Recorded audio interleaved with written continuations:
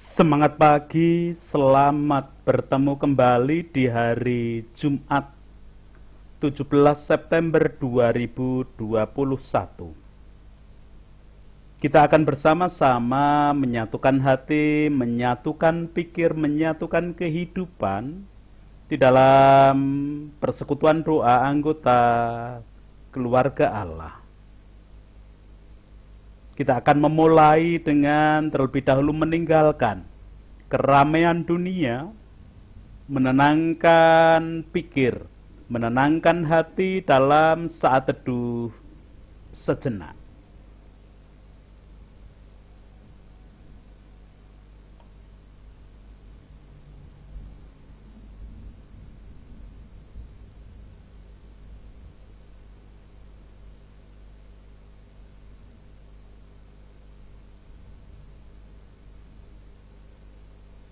Pertolongan kita hanya berasal dari Allah yang telah menciptakan langit bumi beserta segala isinya.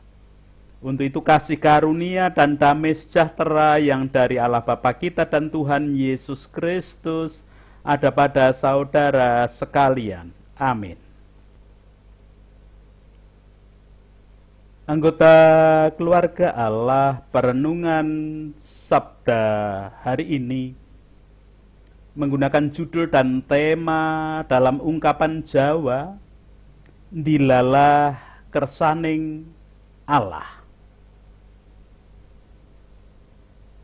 Kata dilalah kersaning Allah biasanya diungkapkan oleh orang Jawa terutama pada saat ditimpa kemalangan, demikian juga saat mengalami atau mendapatkan sesuatu yang tidak pernah diperkirakan sebelumnya.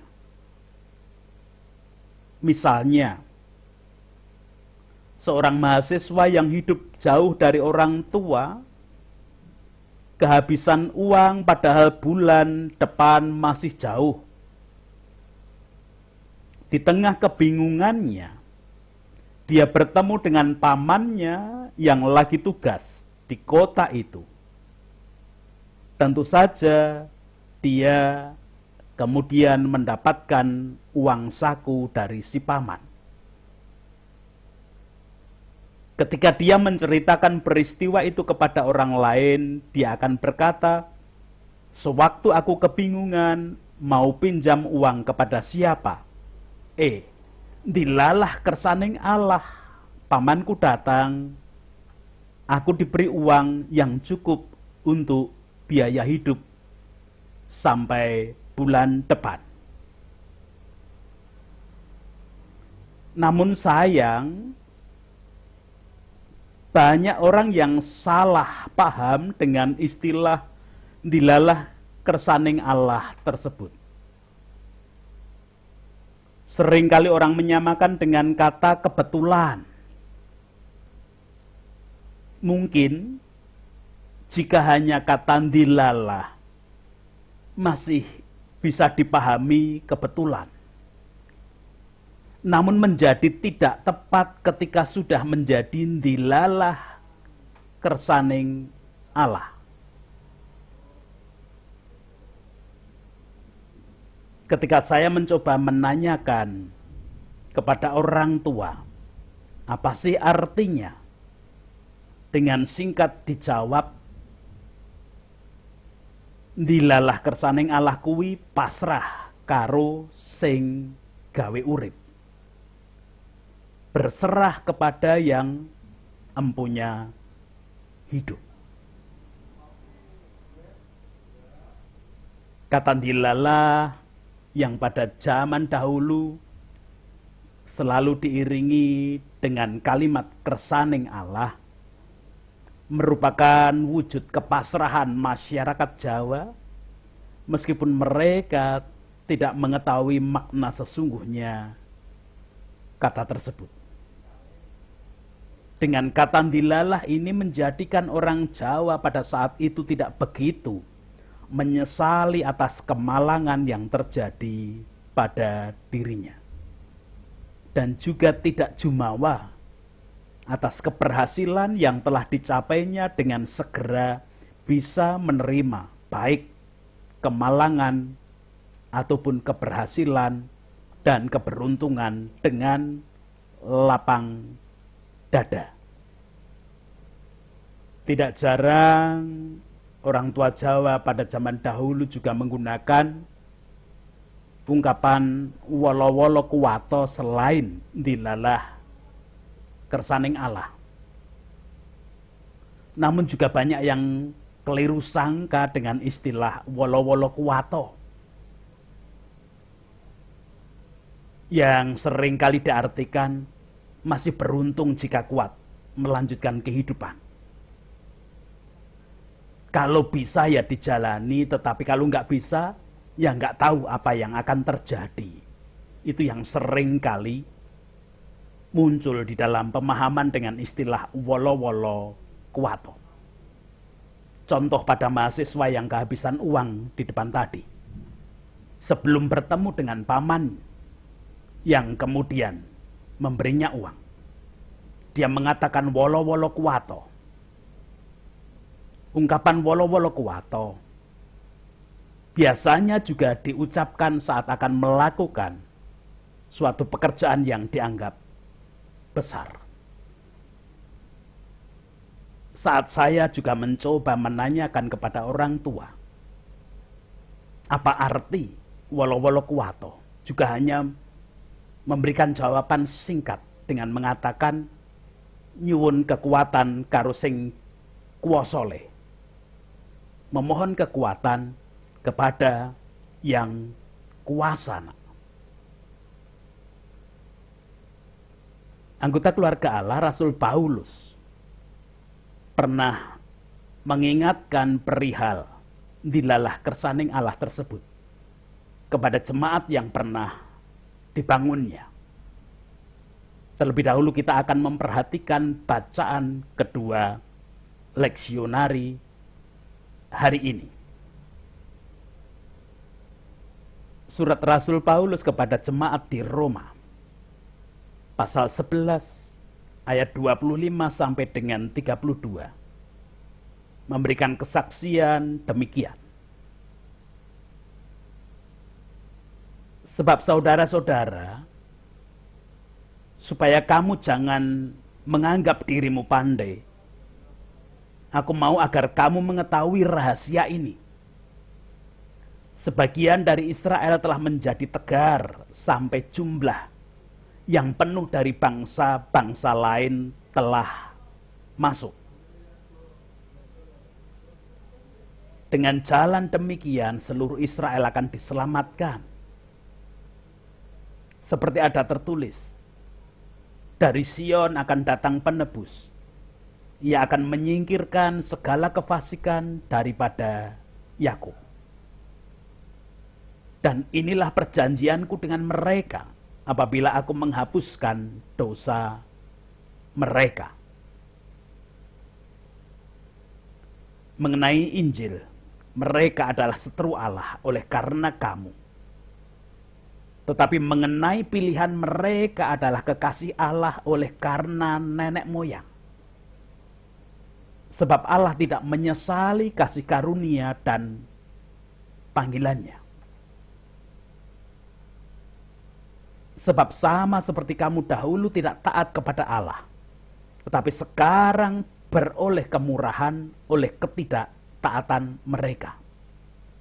Demikian juga mereka sekarang tidak taat, supaya oleh kemurahan yang telah kamu peroleh, mereka juga akan beroleh kemurahan.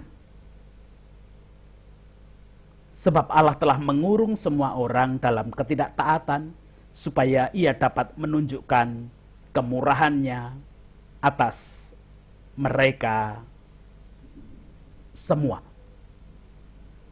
Demikian kesaksian surat Roma 11 ayat 25 sampai 32. Anggota keluarga Allah, jemaat di kota Roma terdiri dari dua kelompok asal, yaitu Orang-orang percaya yang berasal dari Yahudi dan orang-orang percaya yang berasal dari non-Yahudi, yang biasa juga disebut dengan orang-orang Yunani. Tentu masing-masing kelompok sudah memiliki basic atau dasar pemahaman masing-masing yang kemudian mempengaruhi cara mereka mengekspresikan iman.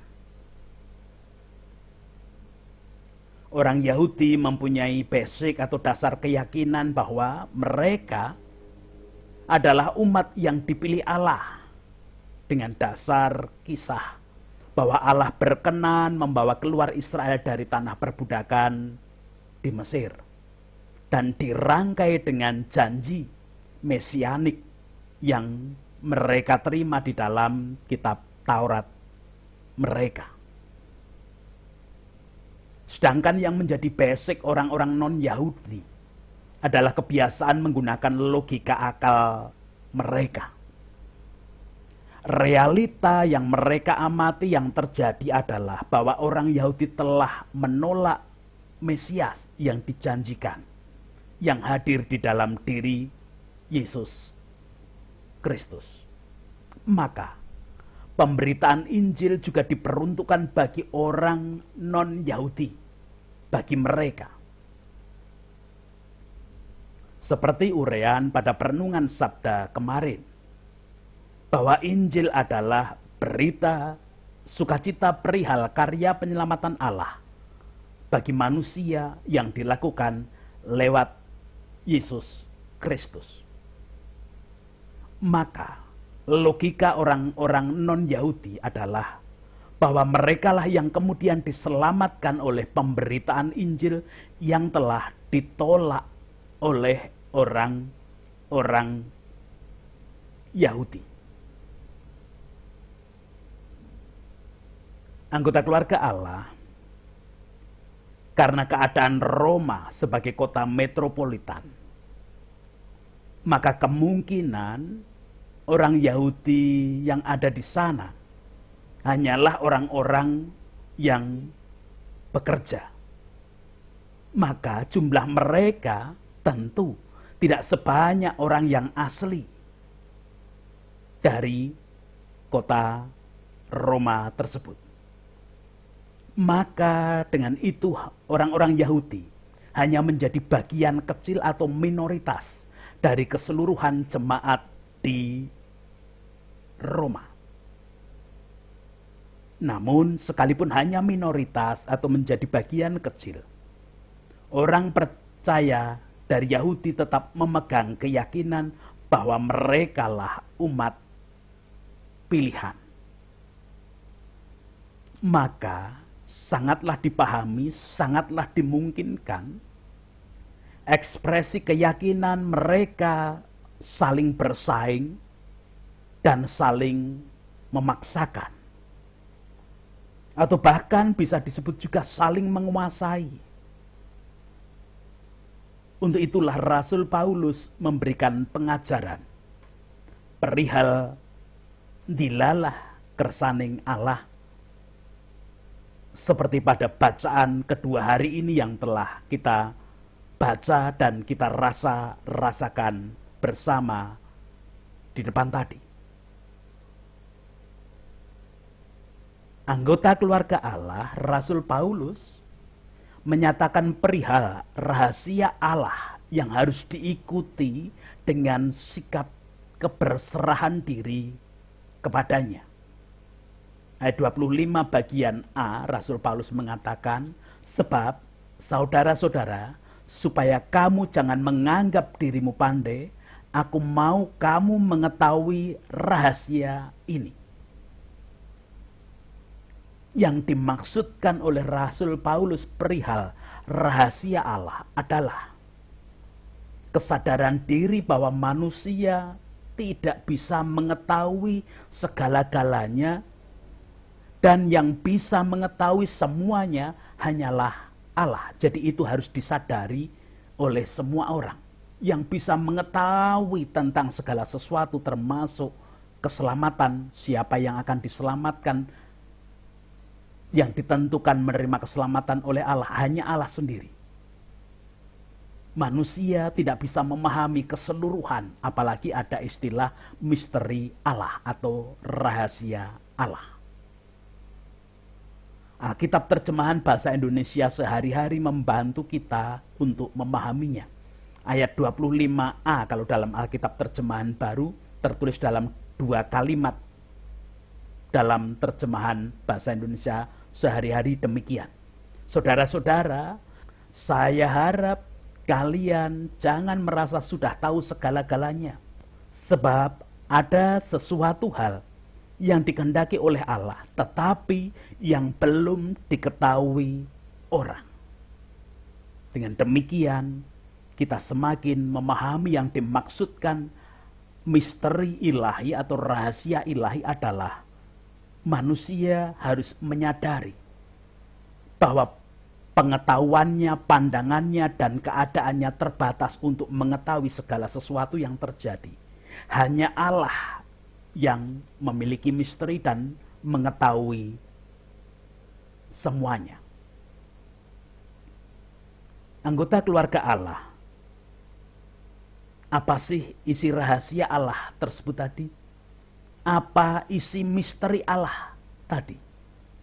Rasul Paulus memberikan bantuan, yaitu bahwa memang yang sebenarnya pertama kali hendak diselamatkan adalah bangsa Israel, orang-orang Yahudi. Namun karena mereka menjadi tegar dan mengikuti kehendak mereka sendiri, maka keselamatan itu juga diberikan bagi bangsa lain atau orang-orang non-Yahudi. Ayat 25 sampai dengan 27 dinyatakan, sebagian dari Israel telah menjadi tegar sampai jumlah yang penuh dari bangsa-bangsa lain telah masuk. Dengan jalan demikian seluruh Israel akan diselamatkan. Seperti ada tertulis, dari Sion akan datang penebus, ia akan menyingkirkan segala kefasikan daripada Yakub, dan inilah perjanjianku dengan mereka apabila aku menghapuskan dosa mereka. Yang mempunyai kuasa untuk menghapuskan dosa, yang mempunyai kuasa untuk menentukan diselamatkan ataupun tidak, hanya Allah sendiri. Bukan manusia, bukan orang-orang Yahudi, juga bukan orang-orang non-Yahudi. Mutlak adalah hak Allah untuk menentukan siapa yang diselamatkan, siapa yang dihapus dosanya. Dengan demikian, sebenarnya tidak boleh ada orang yang saling memaksakan ekspresi keyakinan masing-masing, baik orang Yahudi ataupun orang non-Yahudi. Hanya harus mengikuti kehendak Allah, berserah kepada Allah. Anggota keluarga Allah, dilalah kersaning Allah yang bukan dalam pengertian kebetulan, melainkan meyakini kehendak Allah di atas segala-galanya harus menjadi keyakinan semuanya. Mengenai Injil, memang orang-orang Yahudi menolak dan menjadi seteru dari Allah. Dan orang-orang non-Yahudi sebagian justru menerima sehingga diselamatkan oleh Allah. Namun, janji sebagai umat pilihan tetap berlaku bagi kehidupan orang-orang Yahudi.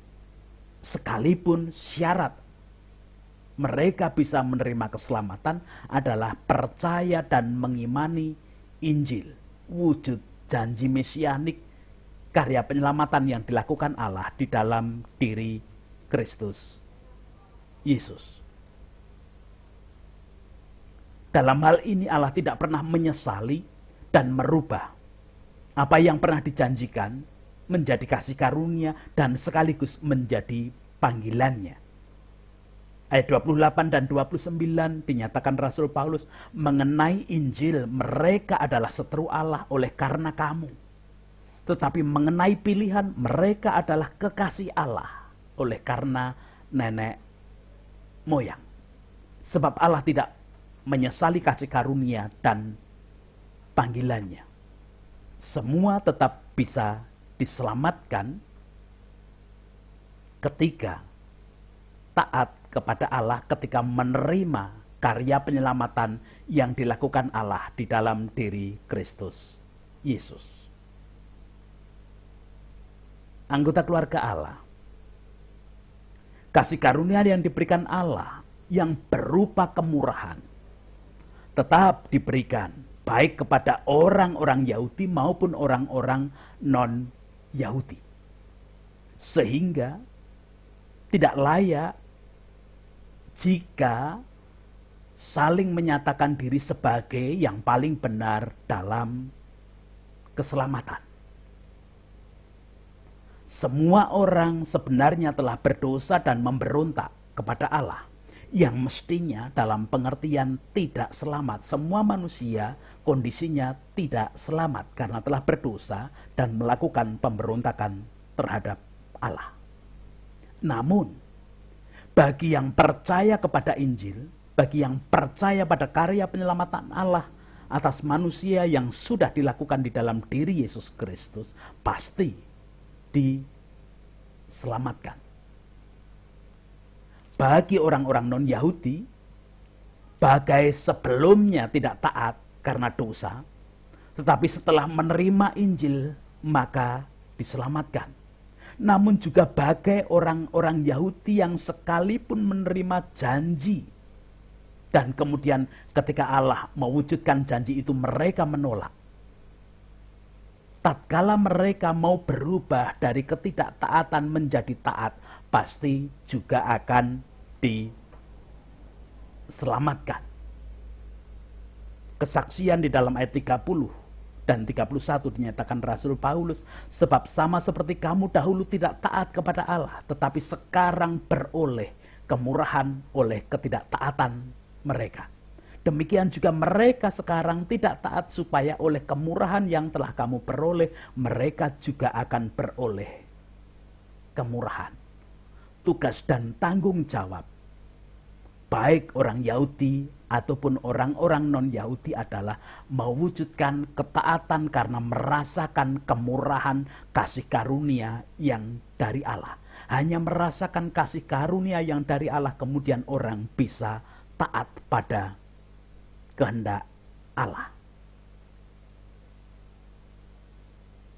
Anggota keluarga Allah, tentu berbahagia kita menjadi anggota keluarga Allah, karena sebutan kita menjadi anggota keluarga Allah adalah orang-orang yang telah menerima Injil, orang-orang yang telah menerima karya penyelamatan yang dilakukan Allah di dalam diri Yesus Kristus.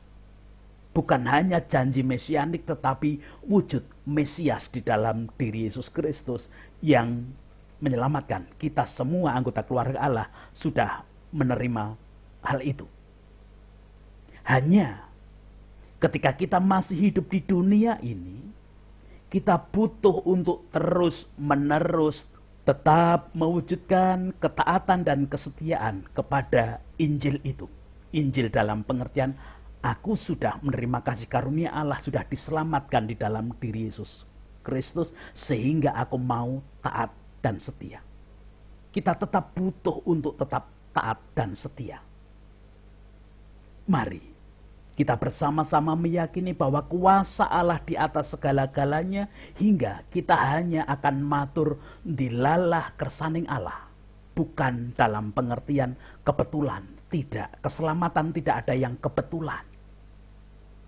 Tetapi dilalah kersaning Allah yang kita yakini di dalam keselamatan adalah kita hanya mengikuti apa yang menjadi kehendak Allah, sehingga kita hanya mewujudkan ketaatan hidup tatkala kita berserah kepada Allah.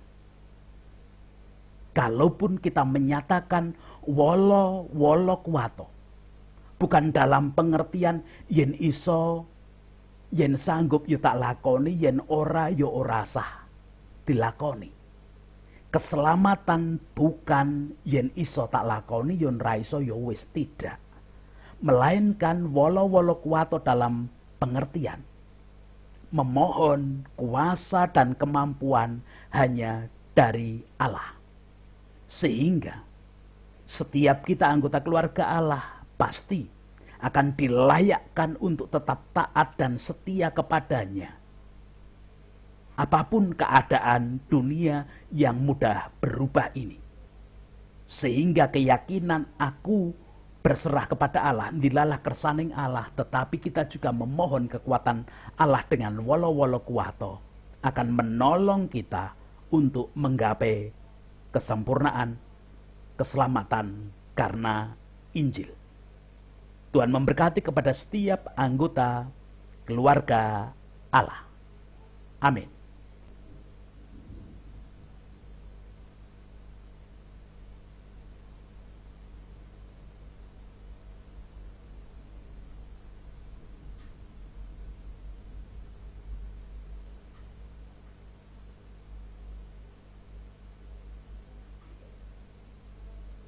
Sungguh berbahagia kita anggota keluarga Allah menerima mutiara iman dengan ungkapan Jawa dilalah kersaning Allah yang bukan dalam pengertian kebetulan.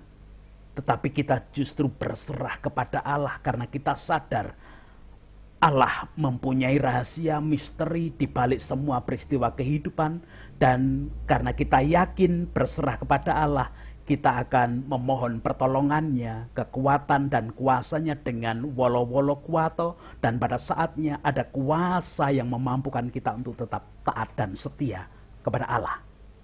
Kita menyerahkan hidup, kita mensyukuri hidup kita yang sudah diselamatkan karena kita menerima Injil sebagai anggota keluarga Allah di dalam doa syukur dan doa syafaat. Saya hantarkan. Puji, hormat, dan syukur kemuliaan hanya bagi nama Allah yang hari ini boleh bersabda, mengingatkan kami, menolong kami dengan ungkapan Jawa dilalah kersaning Allah, di mana kami meyakini bukan karena kebetulan, tetapi ada bagian karya misteri Allah yang tetap terjadi dalam hidup ini dan akan selalu menolong kepada kami. Untuk itu kami hanya berserah kepadamu, dan kami memohon kekuatan dari Tuhan dengan wolo-wolo kuato, bukan dalam pengertian yen iso tak lakoni, yen ora yo wis.